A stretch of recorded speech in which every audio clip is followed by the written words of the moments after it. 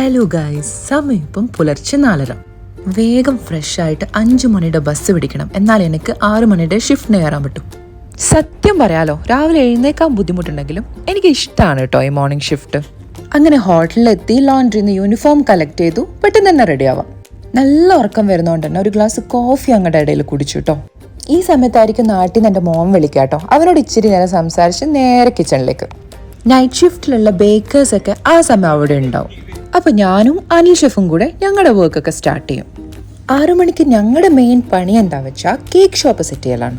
എന്തൊക്കെ പറഞ്ഞാലും നമുക്ക് കിച്ചണിൽ നടക്കുന്ന എല്ലാ കാര്യങ്ങളൊന്നും വീഡിയോയിൽ ഷൂട്ട് ചെയ്യാൻ പറ്റില്ല കേട്ടോ. ഒരുപാട് ലിമിറ്റേഷൻസ് ഉണ്ട്.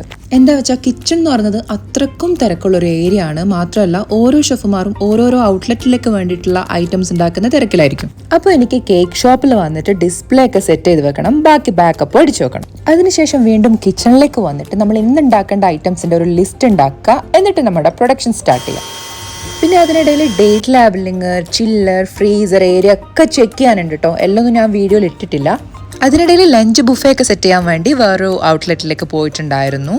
എല്ലാം കഴിഞ്ഞ് 2-2:30 ഞാൻ കഴിക്കാൻ പോവുക. കഫ്റ്റേരിയയിൽ ഒരുപാട് ഫ്രണ്ട്സ് ഒക്കെ ഉണ്ട്, പക്ഷെ ഞാൻ ആരുടെ കൂടെ ഇരിക്കാറില്ല, ഒറ്റയ്ക്കിരുന്ന് കഴിക്കാനാണ് എനിക്കിഷ്ടം. പിന്നെ വീണ്ടും കിച്ചണിലേക്ക് പോയി ബാക്കിയുള്ള എല്ലാ വർക്കും തീർത്ത് പിന്നെ ക്ലോസിങ്ങും കഴിഞ്ഞിട്ടേ നമുക്ക് വീട്ടിലേക്ക് പോകാൻ പറ്റുള്ളൂ. സത്യം പറഞ്ഞാൽ ഇപ്പം വലിയ തിരക്കില്ലാത്തൊരു ടൈം ആയതുകൊണ്ടാണ് എനിക്ക് വീഡിയോ ചെയ്യാൻ പറ്റുന്നതും വേഗം വീട്ടിലേക്ക് പോകാൻ പറ്റുന്നതും. സത്യം പറയാലോ, റൂമിൻ്റെ ഡോറ് തുറക്കുമ്പോൾ ഒരു സമാധാനമാണ്. ശരിക്കും വരിക, കുറച്ച് സമയം ഒന്ന് കിടക്കുക, കൂടെ ഒരു ചായം കുടിക്കാം, എന്നിട്ട് വീട്ടിലേക്കൊക്കെ ഒന്ന് വിളിച്ച് പിന്നെ കുറച്ച് നേരം വർക്കൗട്ടൊക്കെ ചെയ്ത് ഒന്ന് ഫ്രഷ് ആയിട്ടാണ് പിന്നെ കഫ്റ്റീരിയയിലേക്ക് പോവാം. ഇവിടെ മലയാളി ഗാങ്ങൊക്കെ ഉണ്ടായാലും ഞാൻ ഒറ്റയ്ക്ക് ഇരുന്നിട്ടാണ് കഴിക്കുക. ആ സമയത്തായിരിക്കും ഞാൻ പലപ്പോഴും മോനോടടുത്ത് സംസാരിക്കാം. എനിക്കിവിടെ അങ്ങനെ ക്ലോസ് ഫ്രണ്ട്സ് ഒന്നുമില്ല, ജസ്റ്റ് ഒരു ഹായ് ബൈ കമ്പനിയിൽ എല്ലാവരുടെ അടുത്തും വർത്താനം പറയുന്നേ ഉള്ളൂ.